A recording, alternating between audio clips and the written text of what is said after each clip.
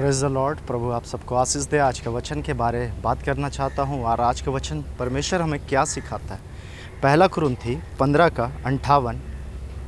इसलिए हे मेरे प्रिय भाइयों, दृढ़ और अटल रहो और प्रभु के काम में सर्वदा बढ़ते जाओ, क्योंकि यह जानते हो कि तुम्हारा परिश्रम प्रभु में व्यर्थ नहीं।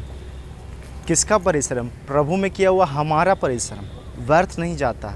तो जो आपने प्रभु में परिश्रम किया या आप दूसरों को परिश्रम करवाए, प्रार्थना करवाना कोई गलत नहीं है, लेकिन क्या हम दूसरों को प्रार्थना ज़्यादा करवाते हैं या हम खुद ज़्यादा प्रार्थना करते हैं? या वचन ये कहता है इस समय कि प्रभु में किया हुआ परिश्रम व्यर्थ नहीं होता।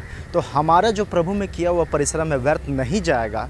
इसीलिए आप प्रार्थना करने में ज़्यादा समय बिताइए और ज़्यादा बाइबल पढ़ने में समय बिताइए, क्योंकि आप धर्मी जन से प्रार्थना कराएंगे। वचन कहता है धर्मी जन की प्रार्थना के प्रभाव से बहुत कुछ हो सकता है, लेकिन वो प्रार्थना करते करते वो प्रभु में और मजबूत हो रहा, उनका विश्वास मजबूत हो रहा।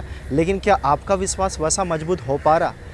छोटी छोटी बातों के लिए भी अगर आप प्रभु के दासों से दासी से प्रार्थना करवाते हैं तो आप प्रभु में परिश्रम कहाँ कर रहे? सारा परिश्रम तो वो कर रहा है। तो इसीलिए आपका परिश्रम ज़रूरी है, क्योंकि फल आपको मिलेगा आत्मिक बातों में। क्योंकि वचन भी कहता है कि तुम आत्मा के लिए बोओगे तो अनंत जीवन की कटनी को काटोगे।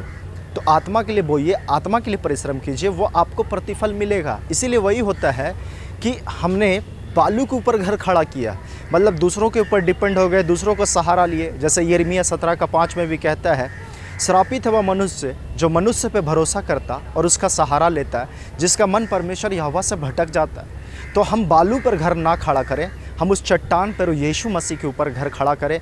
यीशु मसीह में जब हम भरोसा करेंगे, उस चट्टान के ऊपर घर खड़ा होगा, तो चाहे आंधी आ जाए, चाहे तूफान आ जाए, वो कभी नहीं घबराएगा। क्यों? क्योंकि उसका भरोसा यीशु में होगा। उसका घर उस चट्टान के ऊपर में खड़ा है। आंधी तूफान आ जाएगा, वो नहीं गिरेगा। लेकिन वही है कि बालू पे जो खड़ा होगा वो गिर जाएगा, क्योंकि 10 साल से 15 साल से आप सिर्फ प्रार्थना करवा रहे हैं, खुद प्रार्थना नहीं कर रहे, खुद मेहनत नहीं कर रहे, खुद बाइबल नहीं खोल रहे, खुद प्रभु में प्रार्थना में लीन नहीं हो जा रहे, आत्मा से नहीं भर रहे, तो आपको मेहनत लग रहा है। आप सोचिए कि आपका आत्मा का क्या होगा। यीशु आपसे प्रेम करता है, वो इसीलिए चाहता है कि आप संकट में, मुसीबत में जब पड़े, तो वचन कहता है, बाइबल पवित्र शास्त्र जीवित वचन, संकट में मुझे पुकार तो मैं तुझे छुड़ाऊंगा, तू मेरी महिमा करने पाएगा।